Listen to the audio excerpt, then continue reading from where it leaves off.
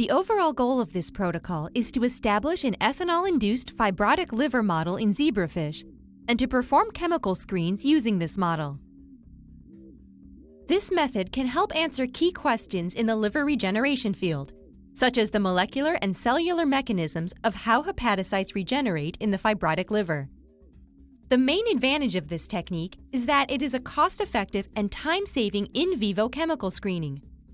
Furthermore, a detailed time course analysis can be performed through visualization of a single cell.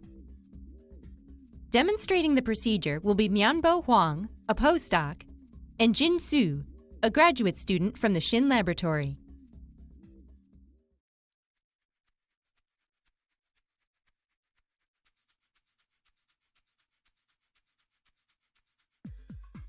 After preparing reagents according to the text protocol, set up mating tanks with dividers using adult transgenic zebrafish containing fatty acid binding protein 10A CFP nitro with TP1M cherry and transgenic Han2 EGFP zebrafish.